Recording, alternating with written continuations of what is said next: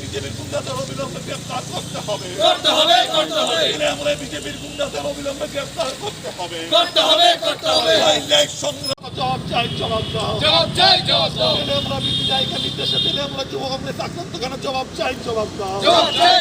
জবাব তোমায় দিতে হবে জবাব তোমায় দিতে হবে সংগ্রাম আমরা হুঁশিয়ারি দিচ্ছি প্রদেশ কংগ্রেস থেকে যুব কংগ্রেস থেকে যেন পুরো অবস্থায় এই সমস্ত যেন আবার তেলিয়ামুড়া যুব কংগ্রেসের ক্রীড়া কংগ্রেস যুব কংগ্রেসের উপর যেন কোনোরকম হামলা উদ্যোগী না হয় এর ভিতরে আমরা আক্রান্ত কোনো জবাব চাই জবাব দাও দিকে দিকে কংগ্রেসের আক্রান্ত কোনো জবাব চাই জবাব দাও জবাব বন্দে মাতরম দিলে আমরা বিজয়ীদের উপদ্রবে আসছি কেন জবাব চাই জবাব দাও জবাব তোমায় দিতে হবে জবাব তোমায় দিতে হবে জবাব তোমায় দিতে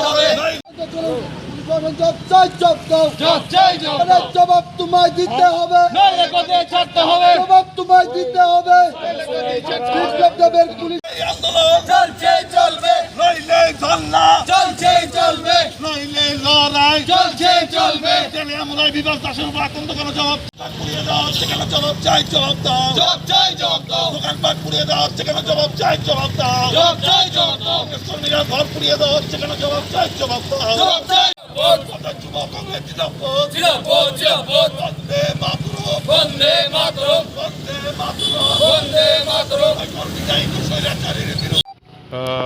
আজকে গত কিছুদিন ধরে প্রতিনিয়ত আমাদের যে তেলিয়ামুড়া ব্লক যুব কংগ্রেস সভাপতি এবং তেলিয়ামুড়া জেলা যুব কংগ্রেস সভাপতি তাদের উপর বিজেপির গুন্ডা বাহিনীরা প্রতিনিয়ত আক্রমণ সংগঠিত করছে এবং আমরা দেখতে পেয়েছি অনেক জায়গা থেকে অনেক রকম এরকম তথ্য উঠে এসেছে এবং এভিডেন্স আছে যে ওইখানের মাননীয় বিধায়িকা বিজেপির উনিও ওনার ইশারাতে এইসব সব কিছু হচ্ছে এবং বারবার এগুলো হওয়ার পরেও আমরা যতবার ডেপুটেশন দিয়েছি এখানে এফআইআরও দিয়েছি একটা এফআইআর উপর পরেও তাদেরকে এখনও অ্যারেস্ট করা হয়নি বিভাস দাস আমাদের ব্লক যুব কংগ্রেস প্রেসিডেন্ট অনির্বাণ সরকার আমাদের জেলা যুব কংগ্রেস প্রেসিডেন্ট তেলিয়ামুড়ার তাদের পরপর তারা থানাতে কমপ্লেন দিয়েছিল এফআইআর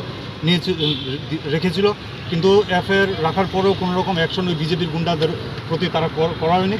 বরং তাদের পাল্টা এফআইআরের কারণে আমাদের 2-3 বার আমাদের যারা যুব কংগ্রেস কর্মী এবং লিডার রয়েছে তাদেরকে বারবার পুলিশ উঠিয়ে নিয়ে গেছে এবং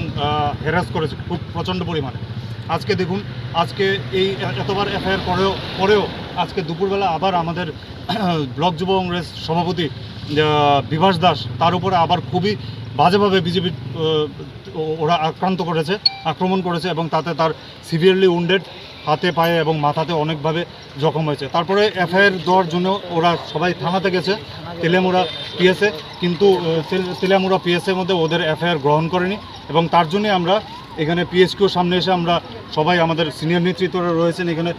লক্ষ্মীনাথ মহোদয় রয়েছেন আমাদের সিনিয়র নেতৃত্ব এবং ডিস্ট্রিক্ট প্রেসিডেন্ট জেলা প্রেসিডেন্ট উনিও রয়েছে সাগু সিং মহোদয় আমরা এখানে আমাদের এটা জানাতে এসেছি যে আমাদের কোনো রকম এফআইআর ওইখানে লোকালি গ্রহণ করছে না তাতে যাতে এখানে যে পুলিশ অ্যাডমিনিস্ট্রেশনের যে হাইয়েস্ট অথরিটি যাতে এই ব্যাপারটাকে নিজে একটু দেখে তার জন্য আমরা এখানে ডেপুটেশন দিতে এসেছি